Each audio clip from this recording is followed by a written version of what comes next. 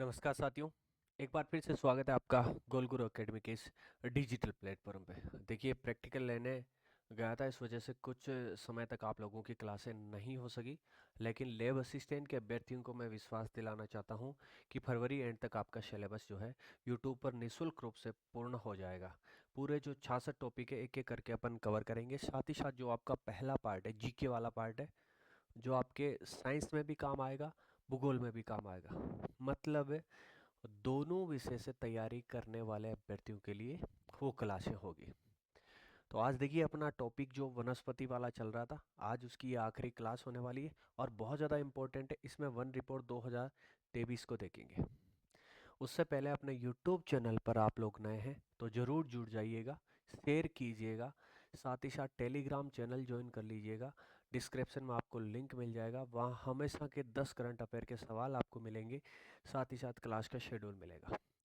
और इससे भी महत्वपूर्ण बात, एक आपके टेस्ट सीरीज चल रही है, बहुत इंपॉर्टेंट है। मैं कह रहा हूँ, टेस्ट सीरीज से 95% सवाल आपको सीधे सीधे मिलेंगे। ये टेस्ट सीरीज देने के लिए, ज्वाइन करने के लिए प्ले स्टोर से जाके गोल गुरु अकेडमी नामक जो अपना ऐप है उसको डाउनलोड कर लीजिएगा और यहाँ से इस टेस्ट सीरीज को प्राप्त कर लीजिएगा। अगले 1-2 दिन में जो है इसकी प्राइस बढ़ जाएगी भाई, क्योंकि जो टेस्ट सीरीज का मॉड्यूल है वो थोड़ा बदलेगा। इसमें समय भी बहुत ज़्यादा लगता है भाई। एक टेस्ट आपका डालते हैं तो कम से कम 4 घंटे टेस्ट बनाने और डालने में लग जाते हैं। तो वो चीज़ें आप भी समझते हो। ये सिर्फ आप लोगों की सक्सेस हो इसके लिए हम लोगों ने चलाई है। इसको ज्वाइन कीजिएगा, बहुत ही शानदार कंटेंट है। आपको ज्वाइन करने के बाद ऐसा लगेगा कि मैं सही प्लेटफॉर्म पे आया हूँ। तो लीजिएगा बगैर किसी देरी के आज ये टॉपिक जो है। इसके बाद अपन आपदा और प्रबंधन देखेंगे, जो कि आपके कक्षा 11 का अगला अध्याय है। वही आपके सिलेबस में जो दिया गया है टॉपिक वाइज, उसी हिसाब से अपन चलेंगे। ये फर्स्ट ग्रेड की जो दे रहे हैं ज्योग्राफी से, उनके एनसीईआरटी पार्ट भी अत्यंत महत्वपूर्ण है। तो एनसीईआरटी पार्ट अपन यहाँ से कवर करवाते हैं, कर लीजिएगा।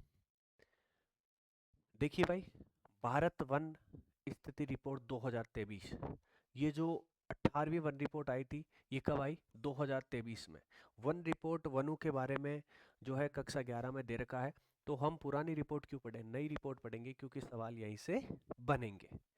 तो भारतीय वन सर्वेक्षण द्वारा प्रकाशित 2 वार्षिक रिपोर्ट की श्रृंखला में 18वीं रिपोर्ट। देखिए, भारत वन स्थिति रिपोर्ट 2023 जो है, ये कौन सी है भाई? 18वीं वन रिपोर्ट है। मतलब ये वन रिपोर्ट कब से शुरू की गई? 1987 से वन रिपोर्ट जारी हो रही है। 1987 से लेके अभी तक कितनी हो चुकी है? 18 हो चुकी है। मतलब 2023 की जो है ये 18वीं वन रिपोर्ट है। ये जारी कब होती है भाई? ये 21 दिसंबर 2024 को जारी होती है। रिपोर्ट का नाम क्या है? भारत वन स्थिति रिपोर्ट 2023। जारी कब होती है? 21 दिसंबर 2024 को। सबसे पहली कब जारी की गई? 1987। ये कौन सी थी अब की वाली? ये 18वीं थी भाई। अब देखो, आपके मन में बहुत सारे सवाल आते हैं कि भारतीय वन सर्वेक्षण जो है ये इस रिपोर्ट को जारी करता है, तो इसकी स्थापना कब होती है? तो इसकी स्थापना 1 जून 1981 की हुई थी। 1 जून 1981 को भारतीय वन सर्वेक्षण की स्थापना होती है। इसका मुख्यालय कहाँ पर है भाई? इसका मुख्यालय है देहरादून। कहाँ है? देहरादून। और आपके देहरादून कहाँ है? ये आपके उत्तराखंड में है। कहाँ है? उत्तराखंड। उत्तराखंड की बात करें तो ऊपर यहाँ पर लद्दाख आता है, यहाँ पर जम्मू कश्मीर आता है, यहाँ पर हिमाचल प्रदेश और यहाँ पर आता है उत्तराखंड। ठीक है भाई। तो ये ऊपर वाला जो पार्ट है, यहाँ पर ये प्यारा सा आपका उत्तराखंड, उसके देहरादून में इसका मुख्यालय है। इसकी स्थापना 1 जून 1981 को होती है। तो ये सारे फैक्ट आपके कवर हो जाने चाहिए। आगे चलते हैं। देखिए, हम एक एक क्वेश्चन लेके सीधे जो एग्जाम में छपते हैं उस फॉर्मेट में अपन कवर करेंगे। छोटा सा टॉपिक है लेकिन अत्यंत महत्वपूर्ण टॉपिक है। देखिए, भारतीय वन स्थिति रिपोर्ट 2023 का विमोचन किसके द्वारा किया गया? तो देखिए, 21 दिसंबर 2024 को इसका जो विमोचन है ना, वो श्री भूपेंद्र यादव के द्वारा किया गया। भूपेंद्र यादव के द्वारा ही क्यों किया गया? मेरे द्वारा या आपके द्वारा क्यों नहीं किया गया? क्योंकि ये क्या है केंद्रीय पर्यावरण वन एवं जलवायु परिवर्तन मंत्री है। तो भारत के केंद्रीय पर्यावरण वन एवं जलवायु परिवर्तन मंत्री कौन है? श्री भूपेंद्र यादव। इनके द्वारा ही इस रिपोर्ट का विमोचन किया गया। ये रिपोर्ट देश में वन एवं वृक्ष आवरण की स्थिति का आधिकारिक दस्तावेज है भाई, आधिकारिक दस्तावेज है। आगे चलते हैं। रिपोर्ट 2023 का विमोचन कहाँ किया गया? तो विमोचन वहीं पर किया गया जहां पर एफआईआर का मुख्यालय है। तो ये कहाँ पर है भाई? देहरादून। देहरादून कहाँ है आपके? उत्तराखंड। कहाँ है? उत्तराखंड में है। इस रिपोर्ट का विमोचन वन अनुसंधान संस्थान एफआईआर देहरादून में किया गया। एफआईआर भारत का प्रमुख वन अनुसंधान केंद्र है। तो देखिए, वन अनुसंधान संस्थान मुख्यालय कहाँ पर है? देहरादून में है। कहाँ पर है? देहरादून में है। इसके द्वारा जो है एफआईआर भारत का प्रमुख वन अनुसंधान केंद्र है, जो वनों को संसाधन के संरक्षण प्रबंधन में महत्वपूर्ण भूमिका निभाता है। आगे देखिए भाई, भारत वन स्थिति रिपोर्ट किस संस्था द्वारा प्रकाशित की जाती है? तो देखिए भाई, भारतीय वन सर्वेक्षण के द्वारा ये रिपोर्ट जो है प्रकाशित की जाती है। भारतीय वन स्थिति रिपोर्ट का प्रकाशन एफएसआई भारतीय वन सर्वेक्षण के द्वारा किया जाता है।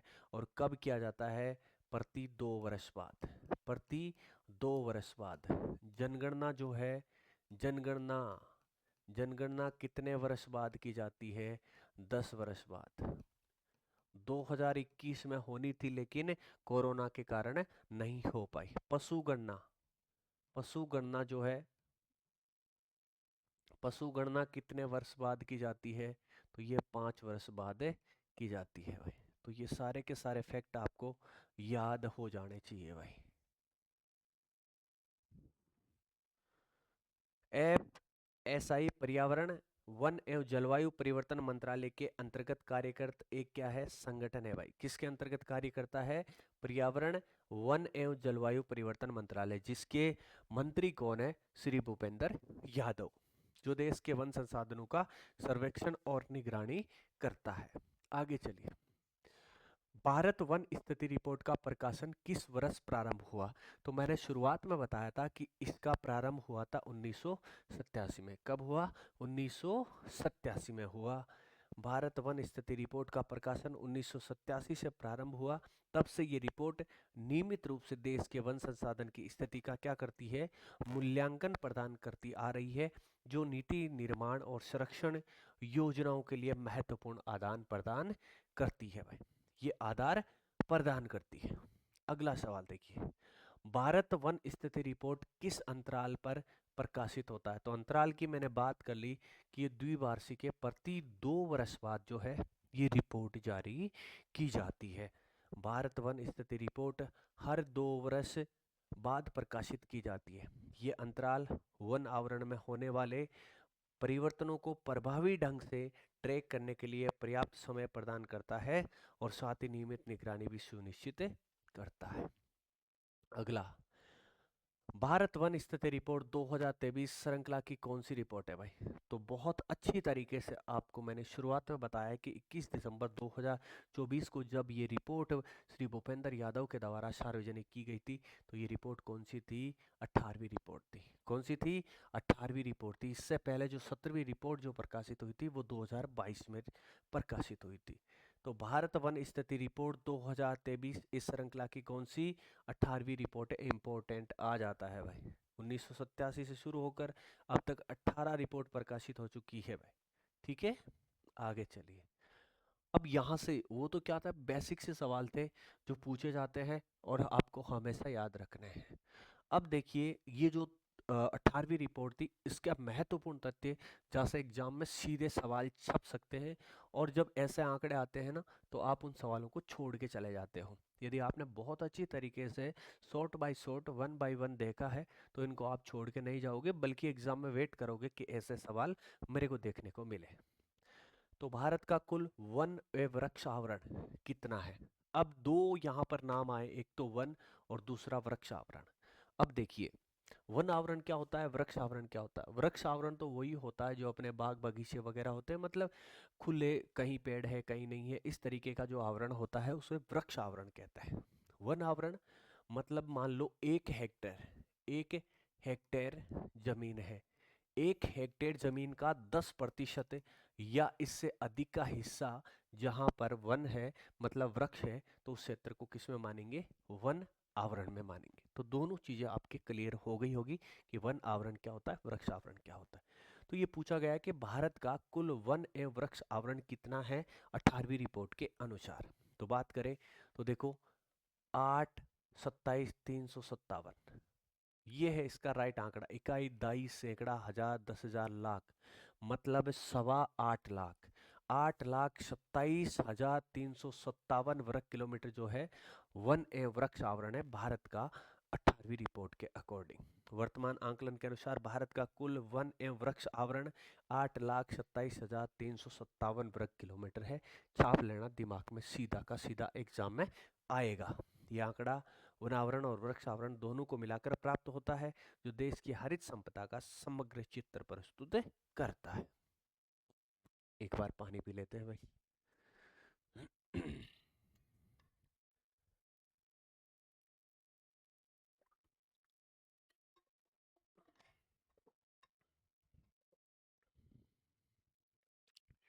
आगे देखिए, कुल वन एवं वृक्ष आवरण देश के भौगोलिक क्षेत्र का कितना प्रतिशत है?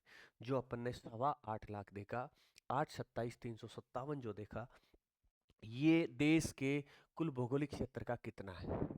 देखिए, भौगोलिक क्षेत्र जब देश कहा गया है तो भारत के पास 2.4% जो विश्व का कुल क्षेत्रफल है उसका भारत के पास हिस्सा है। भारत संसार का 7वां सबसे बड़ा देश है क्षेत्रफल की दृष्टि से, और जनसंख्या की दृष्टि से नंबर 1 हो चुका है चीन को पछाड़ के। 2011 की जनगणना के अनुसार भारत का दूसरा नंबर आता है चीन के बाद। क्षेत्रफल में भारत का जो है 7वां स्थान आता है। नंबर 1 पर कौन आता है? और रसिया आता है, रूस आता है। तो ये भौगोलिक के क्षेत्र का कितना प्रतिशत है वन और वृक्ष आवरण? तो बात करें तो भारत के 1/4, 1/4 भाग पर बोले तो 25.17% भाग पर ये आवरण मिलता है। मतलब भारत का जो है 25% प्लस जो है भाग क्या है, वो किस में आ गया है? वन व वृक्ष आवरण में। बोले तो भारत के 1/4% भाग पर वन व वृक्ष आवरण है, मतलब बड़ा है, स्थिति ठीक हो रही है। कुल वन एवं वृक्ष आवरण भारत के भौगोलिक क्षेत्र का 25.17% है। ठीक है, ये प्रतिशत दर्शाता है कि देश का लगभग 1/4 हिस्सा वन और वृक्ष आवरण से आच्छादित है, जो पर्यावरणीय संतुलन बनाए रखने में महत्वपूर्ण योगदान देता है।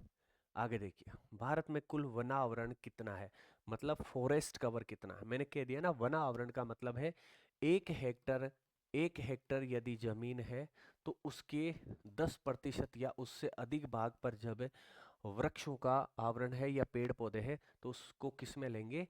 वन आवरण में लेंगे। तो वन आवरण की बात करें तो ये कितना है भाई?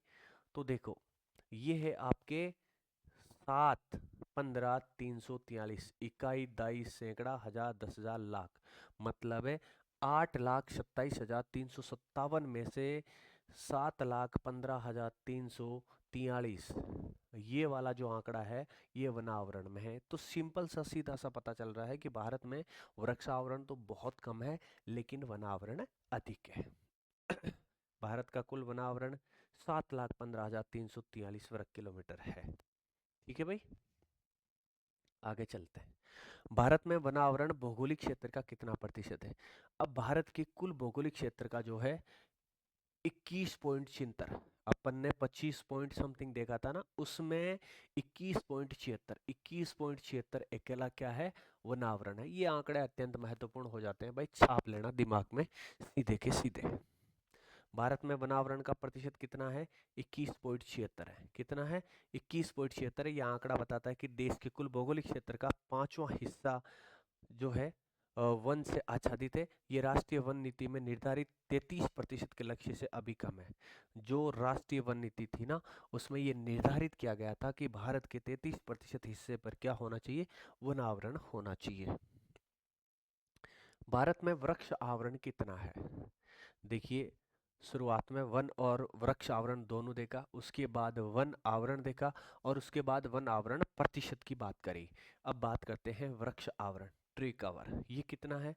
अब देखिए ये तो क्या है भाई, ये है आपके वन आवरण है। क्या है, वन आवरण है। ये वन आवरण आ गया। और ये 1,12,014, 1,12,014, ये क्या आ गया आपके, ये आ गया वृक्ष आवरण। तो आसानी से समझ में आ गया होगा। और ये क्या है, ये दोनों है भाई, ये दोनों है। ठीक है। भारत में वृक्ष आवरण जो है 1,12,014 वर्ग किलोमीटर है। वृक्ष आवरण से तात्पर्य उन वृक्षों से है जो रिकॉर्डेड वन क्षेत्र के बाहर है, मतलब रिकॉर्डेड दर्ज नहीं किए जाते, जैसे कृषि भूमि में जो अपने हैं, शहरी क्षेत्रों में लगाए गए हैं, या अन्य भूमि उपयोग जैसे आपके क्या हो गए, पार्क वगैरह हो गया, उनमें जो लगाए गए हैं वो वृक्ष आवरण में आएंगे। वृक्ष आवरण कुल भौगोलिक क्षेत्र का कितना प्रतिशत है, तो 3.41% है भाई। सवाल छपता है सीधा सीधा और गलत कर जाते हो यदि आपने अच्छी तरीके से नहीं पढ़ा है तो। इससे अच्छी तरीके से और क्या पढ़ोगे, इसलिए यहाँ से रिपोर्ट 2023 जो कि 18वीं रिपोर्ट है, इससे एक भी सवाल आपका गलत नहीं होना चाहिए। वृक्ष आवरण भारत के कुल भौगोलिक क्षेत्र का 3.41 है। कितना है, 3.41 है। यद्यपि ये प्रतिशत वनावरण की तुलना में बहुत कम है, फिर भी ये पर्यावरणीय संतुलन, कार्बन का अवशोषण और जैव विविधता संरक्षण में महत्वपूर्ण भूमिका अदा करता है। वर्ष 2021 की तुलना में कुल वन व वृक्ष आवरण में कितनी वृद्धि हुई है। पहली बात तो ये 2021 की तुलना में जो रिपोर्ट कब आई, 2022 में आई। इसकी तुलना में 2023 में जो रिपोर्ट आई, इसमें क्या हुई है, वृद्धि हुई है, ना कि कमी हुई है। आजकल सवाल आते हैं इनमें से कौन सा सही है। रिपोर्ट इस तारीख को प्रस्तुत की गई, प्रस्तुतकर्ता ये थे, यहाँ पर की गई, और इसमें पिछली रिपोर्ट की तुलना में वृद्धि हुई या कमी हुई, तो वृद्धि हुई भाई, ये याद रखना। कितनी वृद्धि हुई, देखो 1445 वर्ग किलोमीटर, कितनी वृद्धि दर्ज की गई, 1445 वर्ग किलोमीटर। 2021 की तुलना में कुल वन व वृक्ष आवरण में 1445 वर्ग किलोमीटर की वृद्धि दर्ज की गई। इंपॉर्टेंट है भाई, वृद्धि वृद्धि वृद्धि। ये सकारात्मक वृद्धि वनीकरण कार्यक्रमों, वन संरक्षण प्रयासों और सामुदायिक भागीदारी का परिणाम है। इस वृद्धि में वनावरण की वृद्धि कितनी हुई, ये जो वृद्धि हुई थी उसमें वनावरण की वृद्धि कितनी हुई, 156 वर्ग किलोमीटर। कितनी हुई, 156 वर्ग किलोमीटर। कुल वृद्धि में से 156 वर्ग किलोमीटर की वृद्धि वनावरण में हुई थी भाई। ये वृद्धि विभिन्न राज्यों में किए गए वनीकरण और पुनर्वनीकरण कार्यक्रमों का प्रत्यक्ष परिणाम है, जो वन क्षेत्र के विस्तार में योगदान देता है। वृक्ष आवरण में कितनी वृद्धि हुई, देखो भाई, वना आवरण, वना आवरण, इसमें वृद्धि कितनी, 156 वर्ग किलोमीटर हुई। अब देखो बात करते हैं वृक्ष आवरण की। अब यहां पर याद रखना, यहां पर याद रखना, वन आवरण की बजाय वृक्ष आवरण में वृद्धि ज्यादा हुई। कैसे हुई, आप जगह जगह देख रहे हो, इसको समझने के लिए जगह जगह आप देखते हो नर्सरी, नर्सरी लगी हुई है, वहां से आप पेड़ पौधे लाते हो, घर गृहस्थी में लगाते हो, अपने खेतों में लगाते हो। अरे वन तो दिनों दिन क्या है, ये वर्दी देखने को मिली है, अचंभित करने वाली है। वन को तो लगातार कम कर रहे हैं, बल्कि वृक्ष जो है, वृक्ष आवरण बढ़ रहा है। क्योंकि हम देखते हैं, पहले मेरी जो अपा बोला देसी भाषा में गुआड़ी है ना, घर के बाहर का जो एरिया है, गुआड़ी अपन क्या करा मारवाड़ी भाषा में भी, गुआड़ी में एक हेल्डी बाबी जो है हनुमान जी की, है ना, मतलब उसके नीचे देवरा है और वो है घर के सामने। तो पहले एक गाड़ी खड़ी करने की जो है छाया नहीं थी, लेकिन वर्तमान में मेरे घर के सामने आप देखोगे ना, तो कम से कम आपको बड़े बड़े 10 जो है नीम के पेड़ मिलेंगे। इसके अलावा छोटे मोटे लगभग 30-35 पेड़ पौधे आपको मिल जाएंगे। पिछले 7 से 8 सालों में जो है इस तरीके से मैंने लगातार वृद्धि करी है और लगाए हैं। तो ऐसे ही हर व्यक्ति जो है अपने घर के आसपास या अपने बाड़े में या खेत में क्या कर रहा है, वृक्ष लगा रहा है। इस कारण वन की तुलना में वृक्षों का क्या हुआ है, ये बढ़ोतरी ज्यादा हुई है। ये कितनी हुई है भाई, 1200 गुण 90 वर्ग किलोमीटर इसकी वृद्धि हुई है। तो वृक्ष आवरण में 1200 गुण 90 वर्ग किलोमीटर की वृद्धि दर्ज की गई है। ये उल्लेखनीय वृद्धि कृषि वानिकी, कृषि वानिकी का मतलब क्या है? फसलों के साथ। पिछली क्लास में अपन ने पढ़ा था ना कृषि वानिकी क्या होता है, शहरी वृक्षारोपण क्या होता है। तो कृषि वानिकी मतलब कृषि के साथ वनों को उगाना कृषि वानिकी कहलाता है। शहरी वृक्षारोपण, सड़क किनारे वृक्षारोपण जैसी विभिन्न कार्यक्रमों का परिणाम है, जिसे नरेगा। नरेगा जो है इतना महत्वपूर्ण कदम था किसके लिए? वृक्ष आवरण की लिए अपन बात करें तो नरेगा एक मील का पत्थर साबित हुआ। आप कहीं जाओगे तो रोड के दोनों तरफ, जहाँ पहले कुछ भी नजर नहीं आता था, अब दोनों तरफ आप देखो तो पेड़ ही पेड़ नजर आएंगे, जैसे कोई अलग ही वादियों में आप चल रहे हो। तो ये क्या है? ये वृक्ष आवरण अधिक हुआ 1289, आंकड़ा याद रखना।